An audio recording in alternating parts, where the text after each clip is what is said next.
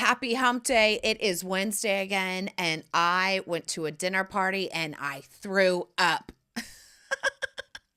I threw up like a 14-year-old drinking boons, you know? I drank a lot, I ate a lot, and whenever I do that, I just puke because I go hard in the paint. Oh, there's nothing better than being 42 years old, your children and your husband sleeping, and you're just praying to the porcelain gods on your knees. And you think, yeah, this is where I am in life. All right, let's get into it. Hello, world. Come inside the Dear Juju podcast. I just got this. This is super cute. This is going to be one of my travel train outfits. It's like a Dolce & Gabbana type look. And I even have a Dolce & Gabbana kind of earring situation happening. So it's flouncy. It's got all the colors. It's got the green, the reds, the purples, the yellows. I love it. But it does have this Peter Pan collar that looks, I don't know, it just looks a little dorky. I need a V. I V'd it out because I like my tits to show, you know? I am built like a linebacker, okay? I was a gymnast, I was a dancer, I was a cheerleader. So what are these called? The traps, the lats. I don't know what they're called, but bitch, I'm yoked. So I kind of like a little bit of showing the skin and the décolletage and the cleavage because it kind of leans me out a little bit. She just looks too yoked otherwise. So as I said, our next door neighbors invited us over for dinner. I did my zabagnone and holy shit, I fucked up. I thought in my heavy whipping cream, I was putting powdered sugar. Guess what I was putting? I was putting flour in the whipping cream. But I just had to go with it because I already folded it into the zabagnone. And I was like, why is this not very sweet? And I went and I was like, fucking idiot. I put flour because I have them all in those unlabeled. I need to label them. I have them all in those unlabeled glass and gold beautiful jars. I put fucking flour. So no, it was not a smooth zabagnone, but everyone was drunk and I was just like, go with it. So they were the most gorgeous and gracious hosts. We go over, they started with cocktails in the front room with some meats and some focaccia. Lovely. Then they poured us a whiskey sour, which was also very gorgeous. Then we moved to the dining room. We had osso buco. We had salad, we had cheese, and then we had my dessert. Now, the Americans get a bad rap for being fat as fuck. But in my opinion, I just had osso buco. Why are we having cheese? And I get it. It's a very French etiquette to have a small meal and then have a cheese that's so gorgeous on the palate to let it refine. That's why they have cheese after a meal because they don't want the delicate flavors of the cheese to be interrupted pre or at the meal. So when your taste buds are already rip-roaring and ready to go, then it's ready to receive the delicate nature of the cheese. But in my head, I'm like, listen, we had charcuterie, we had osso buco, now I'm gonna have fucking cheese? Lord, that's interesting. But we had salad after the meal, and I just love that. I love cutting it with the greens. I would say that she gave everyone a whole osso buco, and that was a bit too much. If you're going to keep serving, I think you got to portion it out so that I can have room for the salad and the cheese and the dessert. Right? You got to kind of pace yourself. But I love those meals that keep serving and serving and serving and serving. My glass was never empty. As soon as it almost got empty, the gentleman was up pouring me wine. They were so gracious. They were so lovely. We had so much fun. I was so inappropriate. I think I've realized at age 42, I'm a lot. I'm a showgirl and I don't perform regularly and I don't get it out. So anytime I have a group of people, bitch, I'm on. You know what I mean? I am on like Donkey Kong. Honey, you just bought tickets to the show and you didn't even know, okay? Because I'm like, oh, a crowd. Here we go. And something in me just, starts to perform. I love to, make inappropriate jokes. That's what makes me fucking laugh. So did I bring up my period at dinner? Yeah, sure did. I brought up my bleeding cycle and how I eat for my hormones. And when I bleed, that there's too much cortisol and all that shit of fast like a girl. So I thought, oh, there we go. I just brought up blood. What's next? The host specifically asked me, hey, we were talking about Me Too. And they were like, is that still a thing? I feel like they got a lot of them. I don't hear much about that anymore. And the host asked me, do you know Harvey Weinstein? And I said, do I know Harvey Weinstein? You think I would be here if I knew Harvey Weinstein? If I knew Harvey Weinstein, honey, I would be famous because I would have got on my knees years ago. And man, the funniest part, I sat down because I'm left-handed. So I always make sure to sit on like an end so I don't like bump anybody while I'm eating. And one of the guys who is single or newly single, newly divorced, sat next to me. And my husband sat like catty corner across from me. And him and I have the same sense of humor. My goal in life is for everyone else to feel awkward and for me to make my husband and I laugh, because then we just, we kick back, our throats are up, we're cracking up because he knows that I love making people uncomfortable and we have the same sense of humor. And he knows me. He knows that I am a lover. I've been married and engaged and now married again because I love deep relationships. Trust me, there have been plenty of famous men, Chris Evans, Captain America, who have asked me out that I have turned down because I wasn't into them. So it's like, no, honey, I am not that kind of girl. I'd be a lot further along if I was. But that's what was funny, is making a joke that I would get on my knees and blow him for fame, because that's contrary to who I actually am. But that shit was fucking funny. The whole place erupted. They all had a good time. I think they knew. At the end, I got a little tipsy and I was like, sorry if I was too crass, because I started telling one of the next door neighbors who they know that their teenagers having sex. And I'm like, you got to talk to her about it. You got to sit her down and make sure she knows to put it in her mouth, come on her tits, and put her on the pill. Like, this is what's happening. Or get her an IUD. You got to do something. So, and I was like, it's reproductive rights. And you have to instill those womanly rights and how she has to be positive for her decision-making over her organs and her future. I started going in, honey. And he was looking at me like, okay, easy, tiger. But, this is what it is. And I ate a lot and I drank a lot. So yeah, in the middle of the night, I was sitting there in my bed going, ooh, I think I'm going to be sick. And yeah, I puked all night. So needless to say, I feel super snatched, which I love. And I have 4 weeks to lose 20 pounds because we're going to Italy. And you know what's hilarious? There's a mentality in my family. And I said that as a joke at the dinner party. I said, yeah, we're leaving in 4 weeks. We're going to Paris and Rome and the Amalfi Coast. And I have to lose 20 pounds in 4 weeks. And the host, who's French, looked at me and said, why would you need to lose 20 pounds? And I said, because just to feel good and look good when I travel. And she's like, just because you're going to Italy, you need to lose 20 pounds? I said, no, not because of that. I've been trying to lose the same 20 pounds since I gave birth, but I really want to just, lose a little weight so I feel good. And she's like, I don't understand. Just because you're traveling? And I'm like, yes, because I need to, I want to look good, And she was just like, I don't understand. She could not compute that I needed to lose weight because I was traveling. Maybe, I don't know, maybe that's just a weird body dysmorphia that my family has. I'm not sure. But how nice. How nice. In all my years, we've been here 3 months, and this next door neighbor got us together, the person next to them together, and the person next to them. And we all had a dinner party. And it's just it's very interesting because I'm from Texas. And they love manners in Texas, right? They always say, hi, yes, ma'am, no, ma'am, please, and thank you. Growing up, my neighbors, we barely knew, and they were assholes. Nobody ever invited us over for dinner parties like that.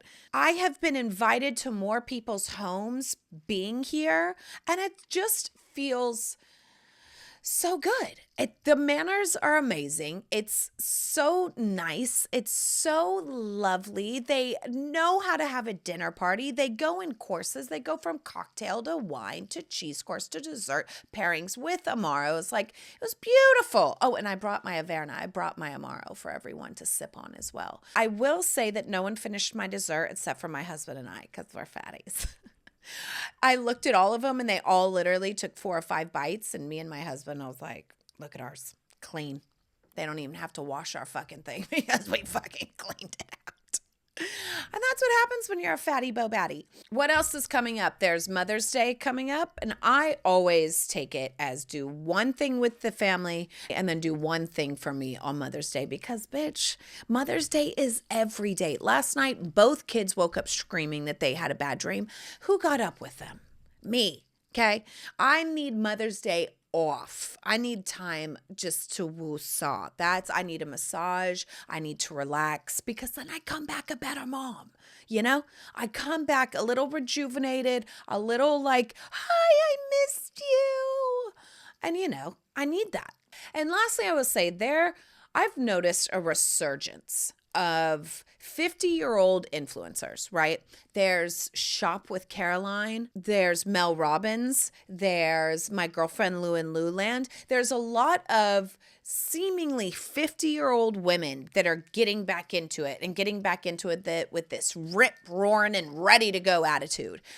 And I really believe it's because over the past month, I've had my mother-in-law here. My husband went out of town for 2 weeks, and I am, number one, a mom. That's what I pride myself in. And then I squeeze in my dream of the podcast and Dear Juju and cooking and cocktails and decor and all of that when I can. But it's secondary to my family.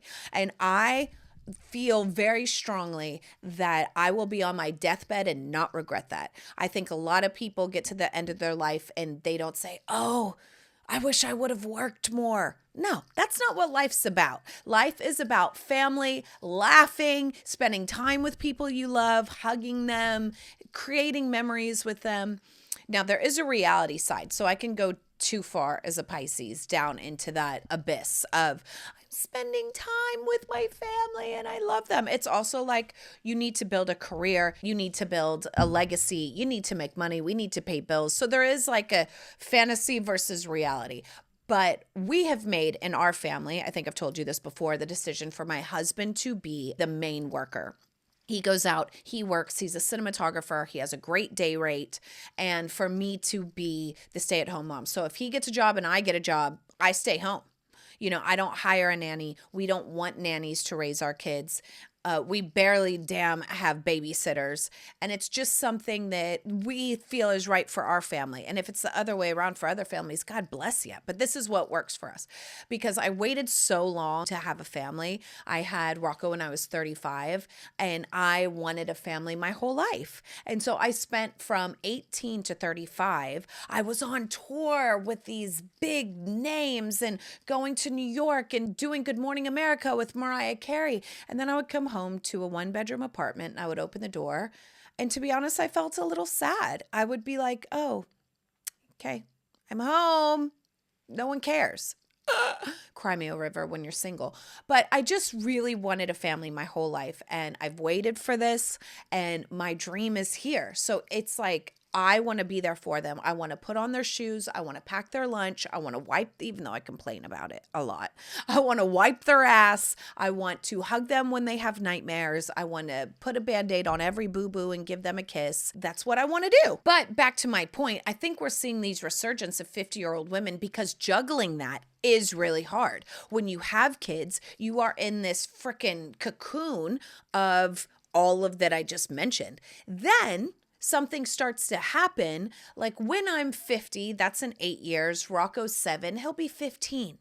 Georgiana will be 13. You know, they'll be out with their friends. They'll be going to parties. They'll be going, Mom, we're going to this place. I'll take the train home. You know, here at 10, I mean, I have met some families who have older kids that are like 9 and they're like, next year she's walking herself to school. She needs to know how she's independent. And I'm like, damn. It's very much a culture of like, when you're 10, you can walk to and from school and that's what we want for them. them, where I'm like, oh shit, that's a surge of independence, which shows the safety factor of where we live. That's beautiful. So by 13 and 15, they're going to be like, fuck yes, you know? So then I think women start to go, I have more time on my hands. I have more free time. Oh yeah, what about me? What do I care about? What do I get into? I think it's really interesting to see that resurgence of 50-year-old women reclaiming the fact, I'm older, I'm wiser, I'm smarter, I got it together, I've raised my kids, and now it's time for me. And I love that. And I just want to say fucking kudos to you. You know, there was that lady on TikTok, Tabitha, where she'd be like, child, let's make you a vegan meal. She was everyone's mother. She was beautiful. And these 50-year-old women are just having a moment. And I think fucking brava. Like, I am not listening to a 20-year-old or a 30-year-old. I'm listening to a 50-year-old. Bitch, I want to know what you got to say. You have life experience, you've raised kids, and now you're back out there, and you're out there with some chutzpah and some knowledge and some layers and some wrinkles. And I fucking love that. That was something I was thinking about because in this past month, I've been trying to juggle it all. I've been trying to juggle setting up my podcast and it's so fucking hard to juggle because as a mom, you're exhausted and there's laundry and there's just, even when they're at school, those 6 hours go by like this. Don't even get me started with self-care. I haven't even worked out. I'm going today though. Don't fucking try me. I'm going today. Monday, Wednesday, Friday, Saturday for the next 4 weeks. I have to commit myself to it. Okay, and I'm telling you so that we could be accountability buddies. What are you doing? Put it in the comments. What are you going to do for self-care? 3 or 4 times a week. At least 3. There's 7 days in the week. You got to give yourself 3 to 4 hours. That's it. And all the hours, what's 24 times 7? Siri, what's 24 times 7, bitch? 140 something, 150 hours? You could get 3 hours? You could get 4 hours. You going to the gym? You taking walks? You taking care of yourself? Are you? Are you eating right? I know it's not fucking fun.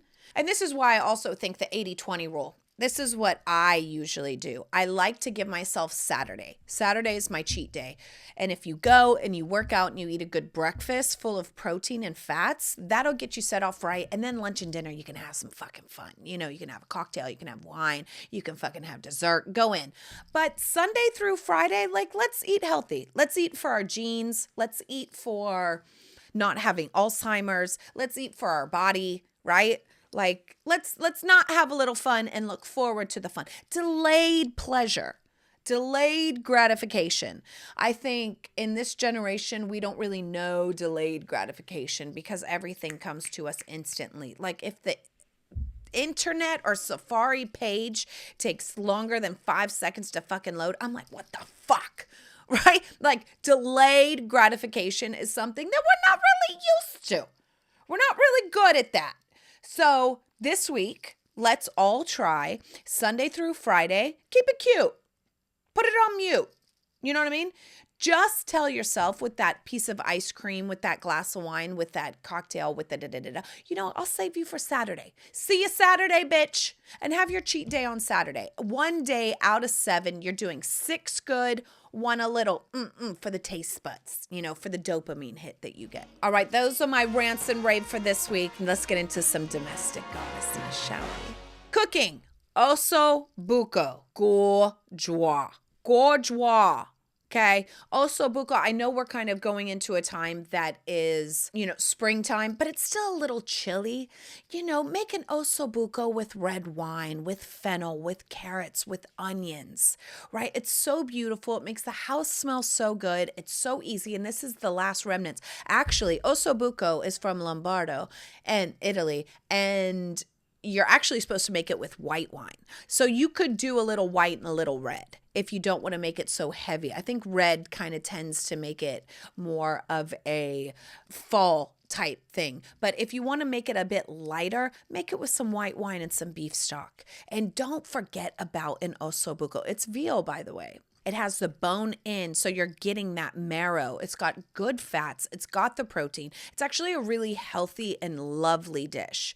I would serve it with polenta. She served it with some, I forget what she called it, some kind of like pasta that you make with, and then you fry it. It was really nice. It was gummy and chewy. It was really lovely. But the polenta, I prefer a polenta. I love polenta. And I think a little bit, it's almost like a mashed potato. You know, I love a meat and a mash. So get you an osso buco with some fennel and some carrots and some really lovely roasting vegetables and make that and have your whole house this weekend just smell amazing. And give one final salute to a braised situation before we go into spring and summer. Cocktails, whiskey sour is what they served. His wife didn't like an egg white. She's like, I don't like the egg white. It's thick. And I was like, but the foam. And she was like, I know. And so I told him, instead of an egg white and you want the foam, you use aquafaba. Aquafaba is the liquid from a chickpea can. And what you do is you put a splash in it. It's colorless, it's odorless, it's tasteless, but it will give you that foam. A lot of people in LA don't like the egg whites. A lot of them are vegan. So always bartenders and mixologists keep a can of chickpeas for the aquafaba to pour in so you get the foam without the egg white. So that's why I told him, I said, get you a can of chickpeas, get you some aquafaba, see how that goes. You got to really shake it though, because he was kind of shaking it like this. I'm like, no, you got to shake it like a mofo if you're going to shake. So I'm happy that I got to teach him about something. And the whiskey sour is just delicious. It's whiskey, it's lemon, it's simple syrup, and they put cinnamon in their simple syrup. It was lovely. I said, you guys are gorgeous. And lastly, just a little bit of knowledge. I went to a Japanese restaurant and I ordered a martini and he was like, dry. And I was like, actually, no, I want it really wet. And he's like, oh, here's the thing. I love alcohol. I love vermouth. I love gin. Let me tell you what a dry martini is. A dry martini is basically they pour a little vermouth in the martini glass. They swirl, swirl, swirl so that it gets around all the rim, and then they splash it out. And then they throw it out. So it's just like a coating of vermouth, because a lot of people who love gin want it more gin forward. Now, I love vermouth and gin. So I like a dirty, filthy, wet martini. Okay. I like my martinis like mommy, honey, filthy, dirty, and wet. I love vermouth, I love gin, and I want to taste it. So if you like the taste of vermouth, make sure you ask for your martinis wet. Dry is less vermouth. A little bit of cocktail knowledge there.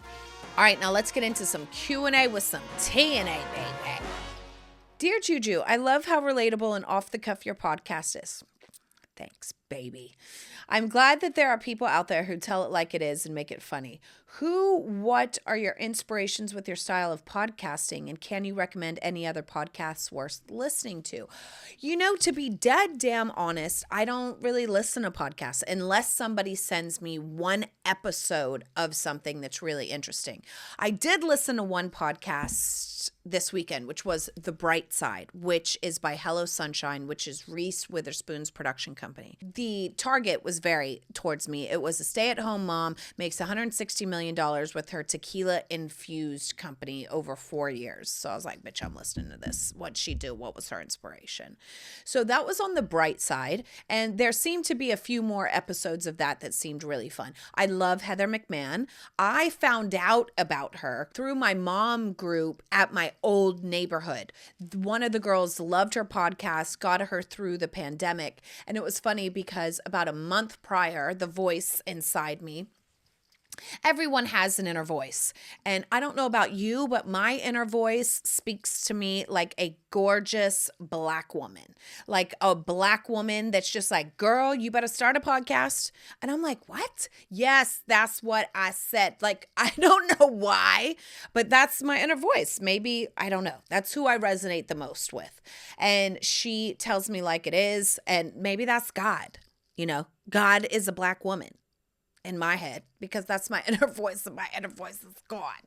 So that's, it's true. So that's what happened about a month before I went and saw Heather McMahon. There was a voice that said, girl, start a podcast. And I said, what? Yes, start a podcast. Maybe it's a little bit a mix of a black woman and a gay queen, kind of depending on my mood. Or sometimes it's just very clear cut. Like when I met my husband, it was the voice said, that is your husband. And it was very like, whoa, like, okay. It was very serious. They took it very seriously. But And I said, no, I'm not starting a podcast. And then I would meditate again, start a podcast. And I'm like, I don't want to start a podcast. Start a podcast, start a podcast, start a podcast, start a podcast. And so I started playing with the idea and going, I'm thinking about starting a podcast. My mommy group in the neighborhood was like, I bought tickets to my favorite girl. She's doing stand-up at the Pantages. Would you like to come? I was like, absolutely. We went. Hillary Duff was there. I danced for Hillary Duff for a while. I was like, who is this girl? She totally won me over. She was hilarious. Loved her vibe. Loved her comedy. Then to come to find out, I go to follow her on social media and she's already following me. She knew about me and I didn't know about her. Okay. She has almost 1 million followers. She now does red carpet for for so many people. And I just love her. Now I'm a super fan. And I did listen to her podcast a couple of times. And I was like, yes. So any kind of comedian. Bill Burr I listen to. I love Conan O'Brien. But then I also love, just individual ones that's about like women, money, finance, making it success stories. Those individual ones that come across my feed, I do always listen to. But yeah, I listen to YouTube, Neville Goddard. That's who I listen to because I like my subconscious mind to remind myself that this is all an illusion and it's the inside projecting as the outside and all of that. I like my subconscious to get into it because I don't like to rely on these 5 senses. But thanks for coming into my world and loving it. Hopefully you have a good time because I'm here just to have a good time and to make shit fucking funny out of the mundane. Make magic out of the mundane, if you will. Okay, next one. Dear Juju, it's springtime and my once-a-year motivation to plant houseplants is kicking into gear, even though I've never really succeeded in keeping them alive. What plants do you like inside the house, and what are some tips to keep them alive more than a few weeks? Here's the thing. You got to get real with yourself. You got to go. If you've never kept them alive for more than a few weeks, either keep it real with yourself or make this the last time. And you got to keep it up. You got to water them. You got to feed them. You got to clean their freaking underneath their pot. Like you have to do these things. You have to wipe their leaves. And if you're not going to do that, if you're not willing to do the work, don't fucking get the plant. It's like the gym membership. If you're not willing to go, fucking cancel your membership. It's gonna take work. It's gonna take constant work. And if you don't have the time, don't get the fucking plant. But I love a palm. Like I love an elephant ear. I love a banana leaf. I'm not really into the fiddle leaf fig. It's more mid-century modern. You can do it if you like it. I think it's gorgeous, but it's just not really for me. I'm more of a tropical kind of girl. So I love a banana leaf or a bird of paradise. Those are my favorite. But yeah, make sure it's indoors. Make sure you get the appropriate lighting. Make sure you pot it and plant it and tell yourself, this is it. If I can't keep this alive all year, I'm never getting a plant again, right? So make this your pact of your one last time and weekly, just put it into your routine. Maybe on Saturdays after you go work out, you come home, you water your plant, and you wipe the leaves and you spray it. You missed it. And you got to talk to it. That's the other thing. There's a study that was like plants that were just watered and plants that were watered and talked to and loved. And the ones that were watered and talked to and loved, I shit you not, grew infinitely more than the ones that were just watered. Why? Because they're not living next to other plants. They still get the energies. I told you there's more than just these 5 senses in this world. The plants be wanting love and attention. So you got to talk to it when you wipe its leaves and go, hey, boo-boo, how are you? You're doing so good. Look at you. You're just growing and soaking it up. How's your water? Okay. And you got to talk to it.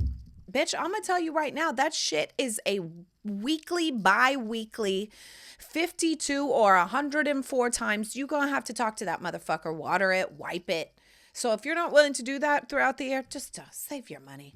But you can't get fake plants. You're just going to have to get flowers and throw the motherfuckers out. It is what it is.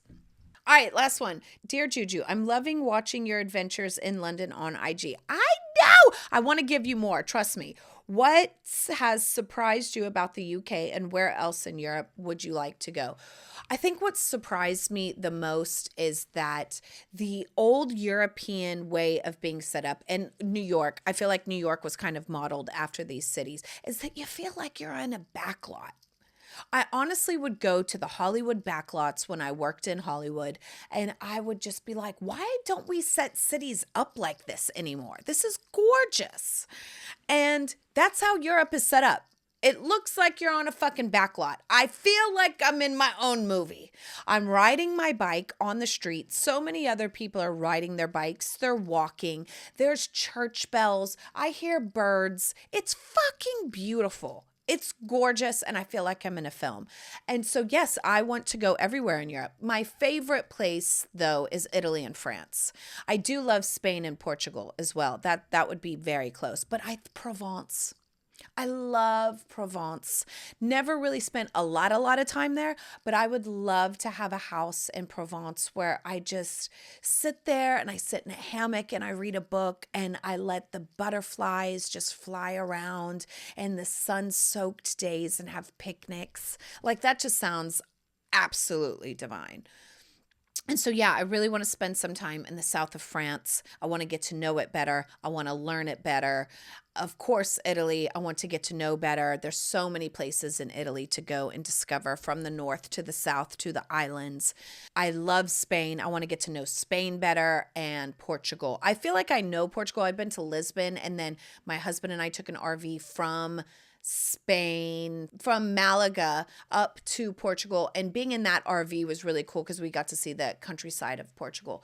But yeah, those are really my 4 countries. I love Switzerland and Brussels, but they seem, even like Belgium seems to get a little bit more Eastern Europe. Budapest is also really cool. Berlin, Germany is really cool. But I really love the Italy and France and Spain and Portugal. Those have my heart. More of the West. I'm kind of like a West Coast European girl. And then as more that you go east feels cool, but it gets to start to feel a little more like medievally somehow. I don't know. I can't describe it. It just has a little bit of a different feel, but it's still gorgeous. I love Prague as well, but again, a little more medieval times just a tinge, but it's a gorgeous city. A lot of flowers. Holland's beautiful. I'm here to soak it all up. You know, I'm going to be like the piece of bread soaking up the fucking olive oil. I'm just going to just open my legs and my heart and just soak it all up. We are planning an RV trip this summer, and I cannot wait. We're just going to go everywhere, and we're going to learn about everything. All right, that's the podcast for this week. Repeat after me. The timing of my life is perfect. It's perfect. Is shit going fucked up? Guess what? There's perfection in that. Is shit going great? Guess what? There's perfection in that. Like, in all of it, it's perfect. And if you have that outlook, and if you have that kind of mentality of just like, it's divine, even if it's all going to hell in a handbasket, you'll attract better, you'll love better, and you'll get better, okay? You know that you're a star. You know you are. You're made of the stardust, and the timing of your life is perfect. I love you. I'll see you next week, and I'm out. Mwah!